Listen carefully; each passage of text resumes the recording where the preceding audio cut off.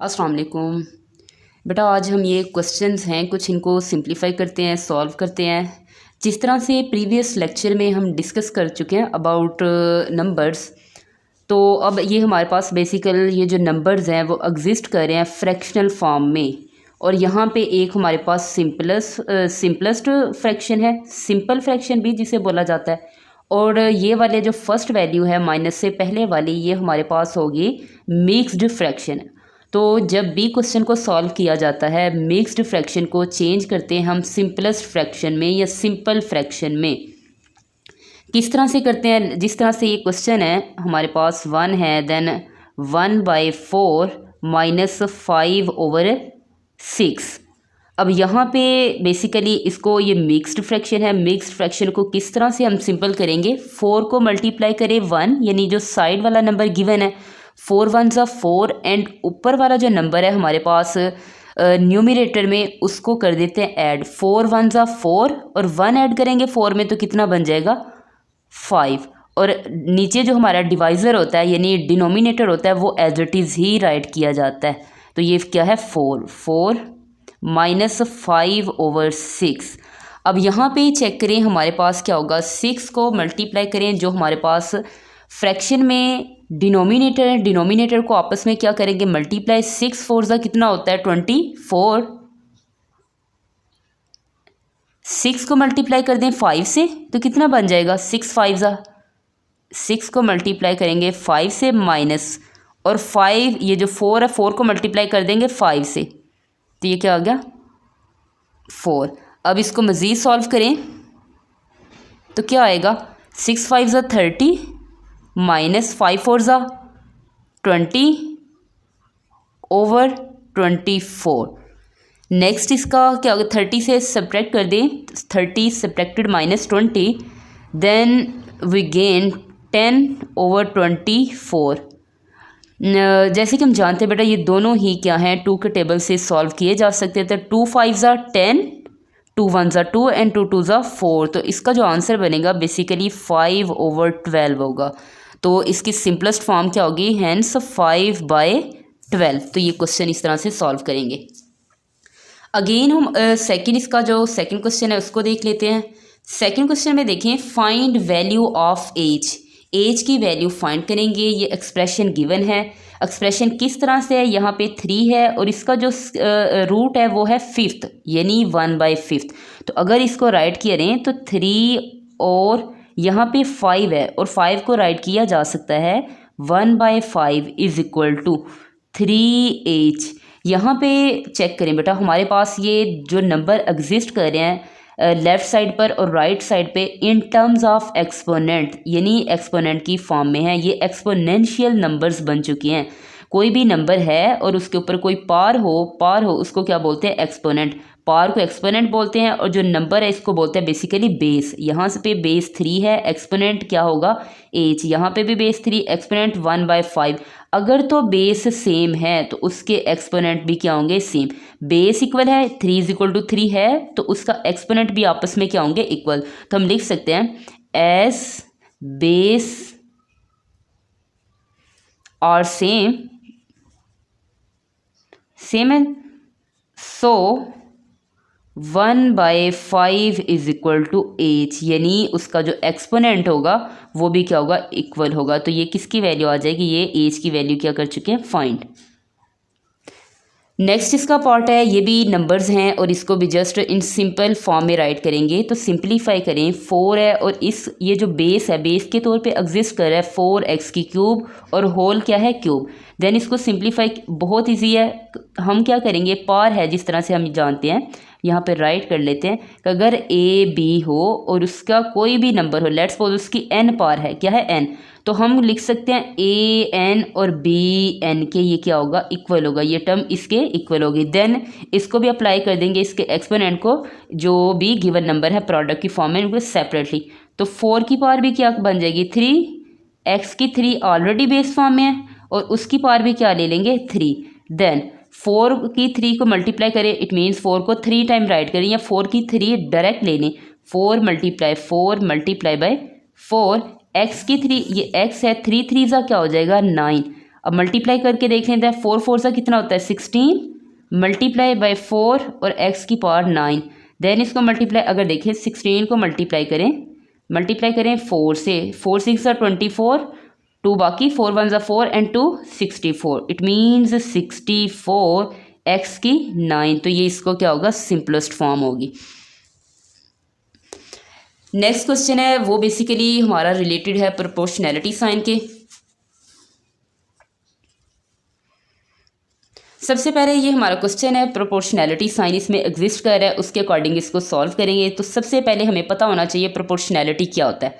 Basically proportionality हमारे पास होते हैं 2 टाइप, अगर बात करें तो 2 कैटेगरी बनती है इसकी ना प्रोपोर्शनैलिटी।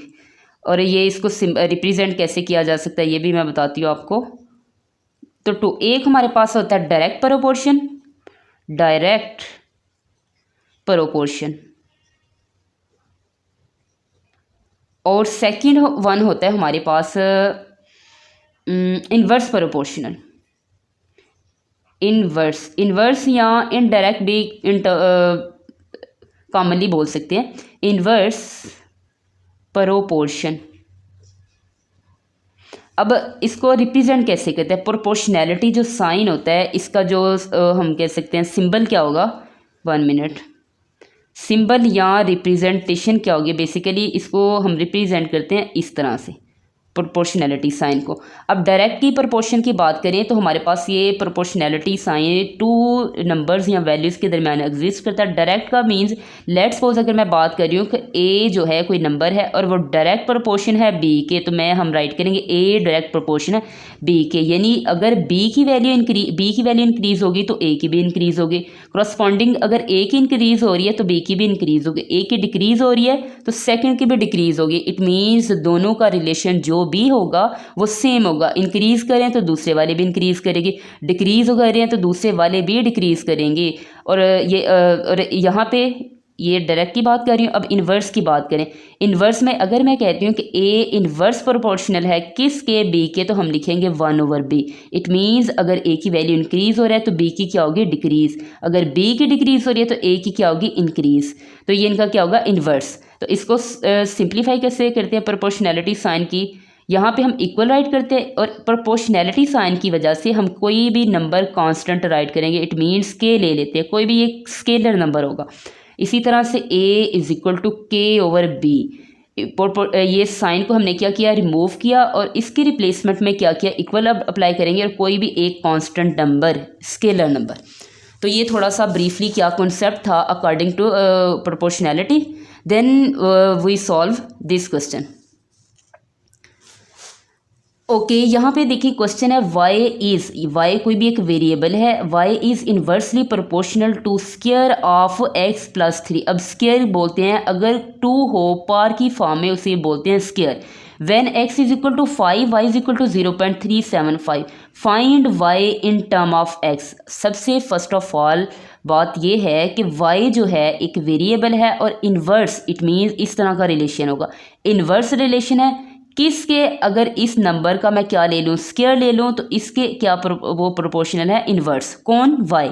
सो हम लिख सकते हैं कि y इन्वर्स प्रोपोर्शनल है, इन्वर्स के लिए 1 राइट और डिनोमिनेटर में राइट करेंगे किसके, इस जो वैल्यू है इसके स्क्वायर के।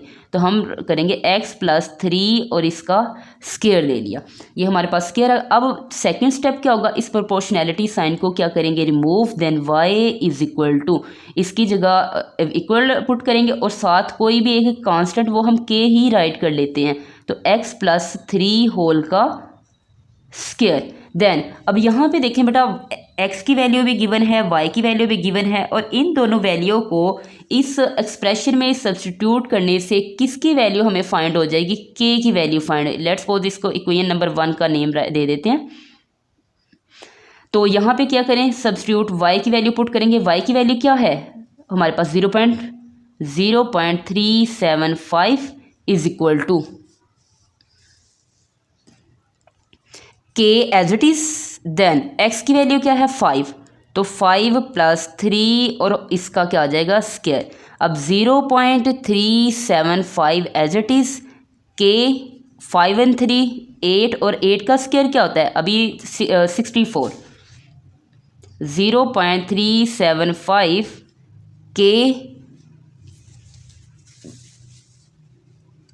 के ओवर 64। इसको 64 के साथ क्या हो रहा है डिवाइड, इधर आके क्या हो जाएगा मल्टीप्लाई, तो 64 multiply by 0.375 is equal to k. Then इसकी वैल्यू, इसको मल्टीप्लाई कर लेते हैं।